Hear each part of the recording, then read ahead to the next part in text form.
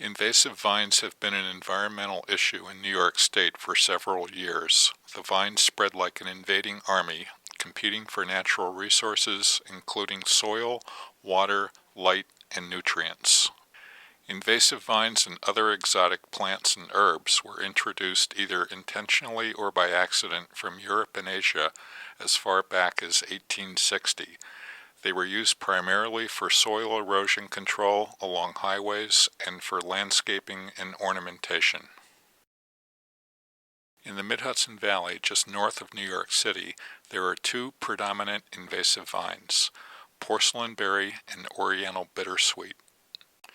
Oriental bittersweet is tracked by the U.S. Department of Agriculture and plotted using Google Maps.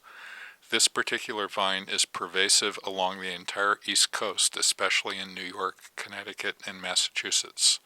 Along the Sawmill River Parkway, porcelain berry and oriental bittersweet have become epidemic in areas where there are waterways and parks. Oriental bittersweet can grow as high as 60 feet tall, and the stems can grow up to 5 inches in diameter. This vine suffocates native trees by wrapping around them. As the trees weaken, they are often uprooted during high winds and heavy snowfalls. One recent estimate for maintenance was $142 billion annually in the U.S. Porcelain berry is a prolific grower that climbs and smothers existing plants by blocking sunlight. Kudzu is another invasive plant which resembles porcelain berry but grows primarily in southern states such as Georgia and Tennessee. It earned the reputation, the plant that ate the South, because it grows so quickly. Many people are attracted to invasive plants because of their beauty. Some artists have recently used the spiral twists of oriental bittersweet to create intricate sculptures and have exhibited their work in museums. I'm trying to remove these raspberries so that I don't get harmed on the way in, because we're a little late in the year to be cutting these things. You'll see when we're done with this activity, with perhaps a saw, we can completely disconnect this tree and hopefully save it. It has some life left in the top. Okay, so once you've cut them all off, you can see that they're exposed, and a year or so from now they'll be able to fall off. The sap starts flowing out of them when you cut them off. The vines tend to wrap around each other, and this is an example of actually a couple of vines that are wrapped around each other that have died away a little while ago. But they tend to use each other for support. It looks like about 20 rings, so it's in the 20-ish years old. This one may be a little older because it's a little larger. We've seen them up to 30. They seem to grow very, very fast in the last couple of years. As you can see, this vine is larger than the tree that it's spiraling around.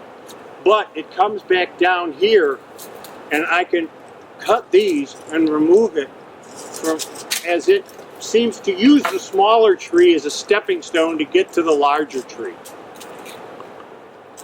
Because it then wants to go up to the top of this larger tree and get as much sunlight as possible. This is a grapevine, and it may even be native, but you can see water dripping out of it. These plants drip for hours, so it is just consuming all of the liquid that is needed for the survival of these trees. It's my belief that you get a destruction in both by taking away its photosynthesis ability and by removing its available water source.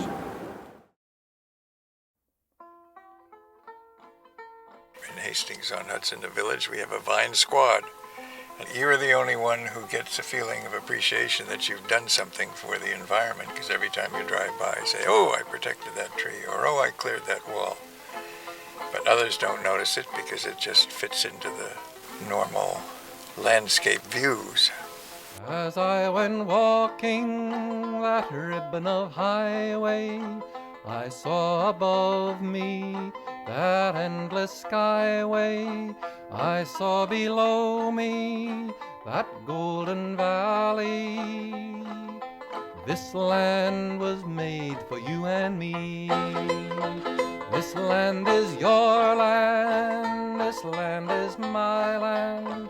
From California to the New York Island, from the redwood forest to the Gulf Stream waters, this land was made for you and me.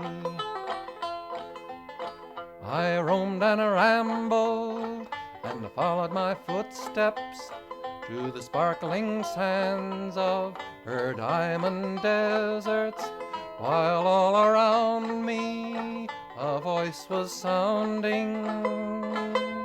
This land was made for you and me. This land is your land, this land is my land.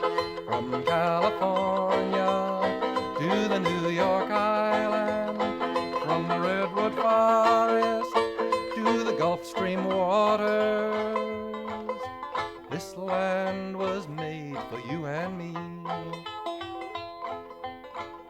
The sun came shining and I was strolling, and the wheat fields waving and the dust clouds rolling, and the fog was lifting and the voice was chanting. This land was made for you and me. This land is your land, this land is my land. From California to the New York Island, from the redwood forest to the Gulf Stream waters, this land was made for you and me.